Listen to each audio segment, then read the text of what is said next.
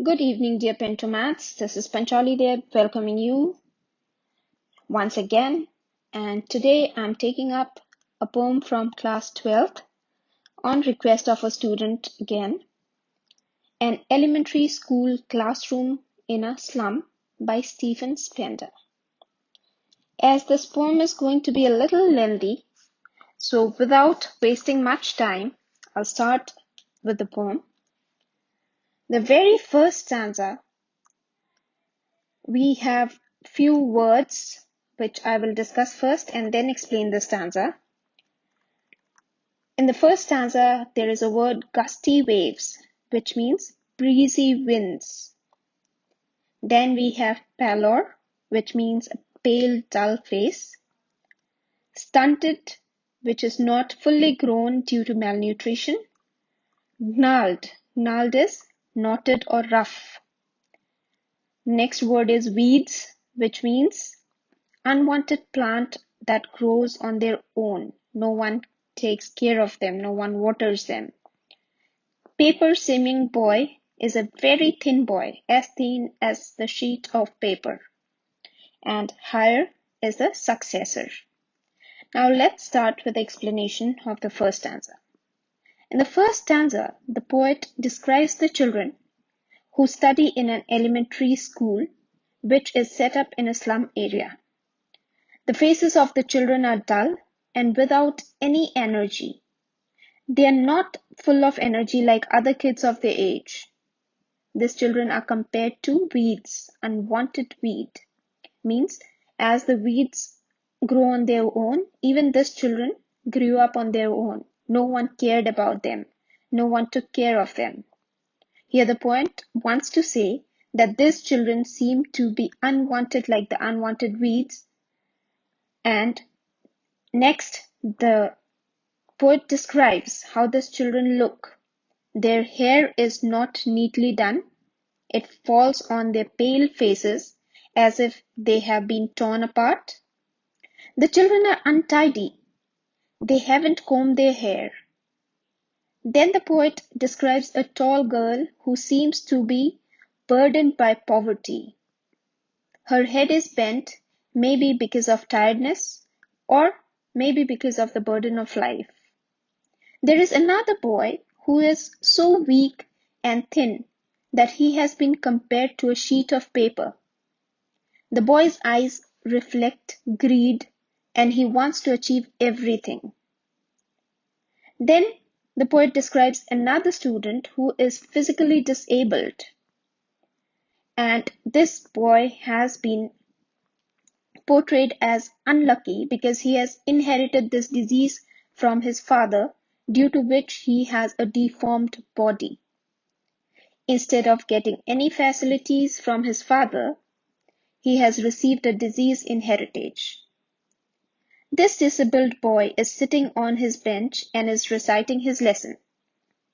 At the back of the class, in this dim, dark area, was a small boy who was not visible to the poet as he was sitting in darkness. The poet could see his eyes, which were bright and full of dream. He was not paying attention to the class. It seemed as if he was rather interested in playing with squirrels in the tree house, which means that he is more interested in whatever was going outside. Now this is the first stanza of the poem, and if you see, we have some literary devices here. The first one is simile, where we have compared the children to the rootless weeds. So we have used the word like, and that is a simile. Next, there is a metaphor, where the boy is compared with a paper as thin as the paper, but then he is not compared with the word as or like. It just says paper seeming boy. So that is a metaphor. Then we have repetition, use of far to stress on distance. Now let's move on to the second stanza. In the second stanza, the walls of the school has been described, and the color of this wall is like that of sour cream. It is not pure white. This means that the walls are not clean. They have not been painted recently. The walls are covered with different charts and images that must have been donated by different people. There is a picture of Shakespeare on the wall. His head, which is bald, looks like the rising sun at the horizon. At the time of daybreak, the sun is rising at the horizon and is semicircular like a dome shape. It seems to behind all the cities. There is a picture of a famous Tyrolese valley which has beautiful flowers. There is an image of a map which helps all in its own way.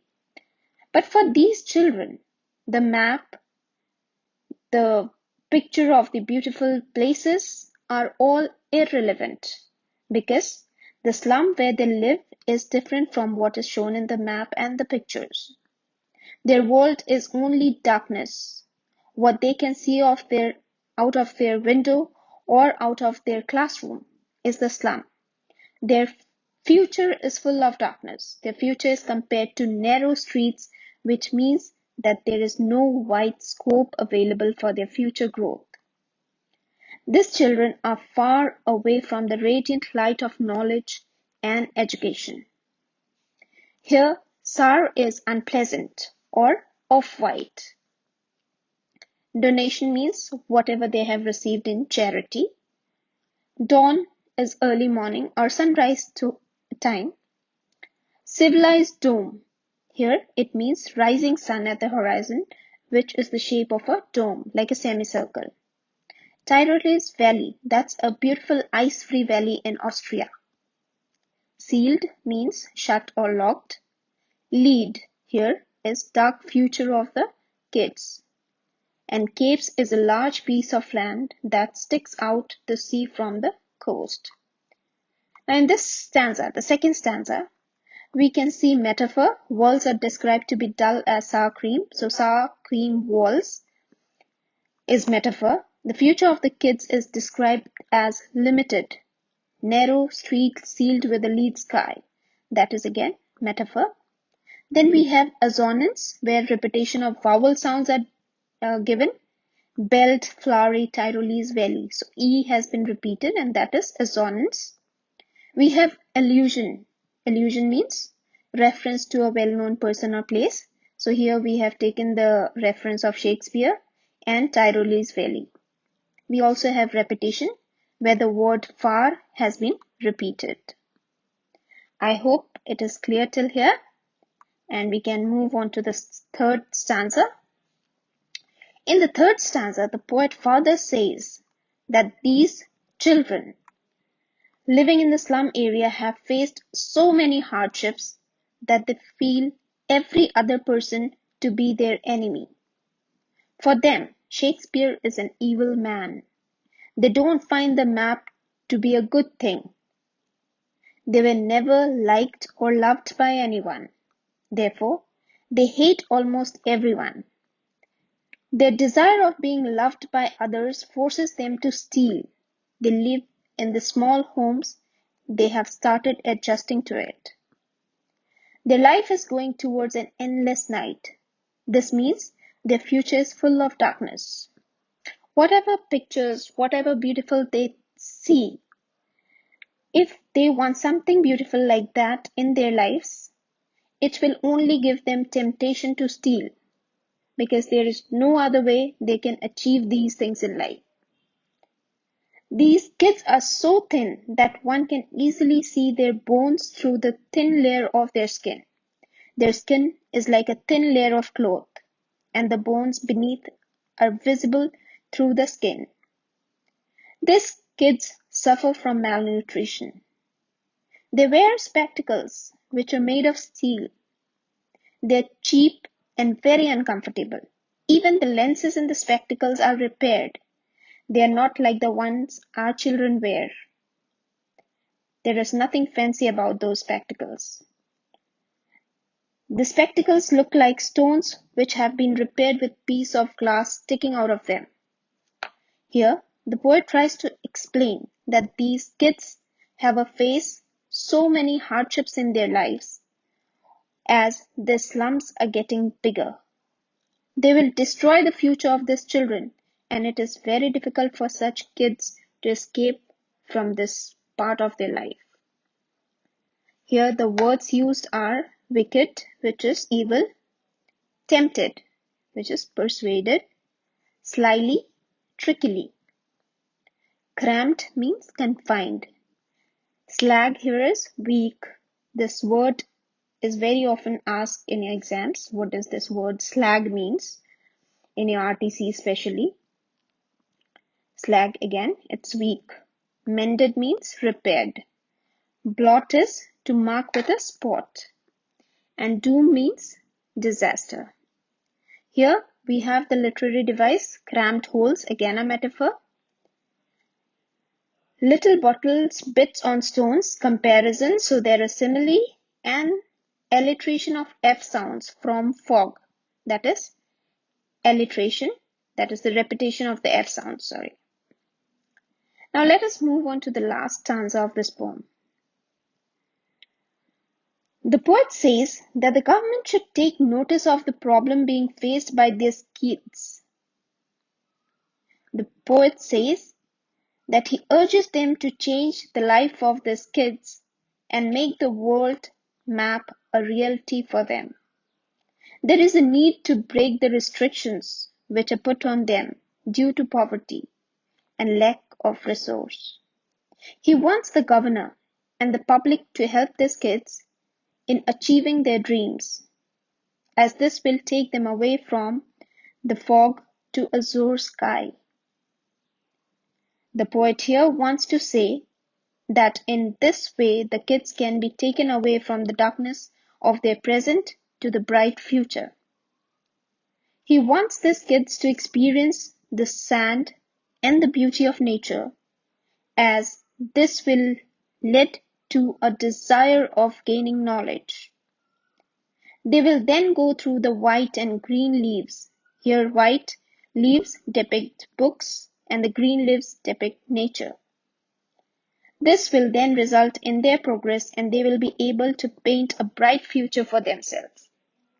Also, the poet assures that given a chance, these children would do much better than our children, because our children get all the facility and they don't know how to value it.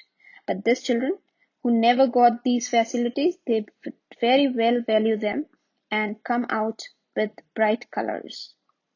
The word here used in this stanza is catacombs, which means tomb or cemetery. Azure means deep blue, so they're talking about the sky. Literary devices is again metaphor, the white-green leaves. And there is anaphora used, which says run azure and run naked, which is use of the repeated words in 2 consecutive lines. I hope you are clear with the explanation of this poem. Now, if I talk about the message that this poem gives, in this poem, the poet appeals to the teachers, educators, inspectors, and visitors to do something sincerely in order to improve the lot of slum children. These children should be provided an opportunity to receive education. Their lives will remain dark unless they are educated and removed from the dirty area in which they live. The poet warns the society and the government that if their conditions are not improved, they are likely to revolt and cause destruction. The poet wants the government to have a sympathetic attitude towards these slum children and in this way can make or give a bright future to these children. Now this poem is very important with the point of view of your exams, because most of the time we see questions from this chapter. The first question in the RTC is the one I told you, where you are asked about the word slag. The second thing that is asked quite often is about the sour cream. What do you think is the color of sour cream, and why do you think it has been referred to, the classroom walls has been referred to as sour cream? The next one is why Shakespeare has been called wicked. That is something which is very often asked. And If you go through the poem once and read the explanation or listen to this explanation, I hope all your doubts would be clear. And if you still have any doubts, please let me know. I would explain it further. Thank you very much. Have a great week ahead.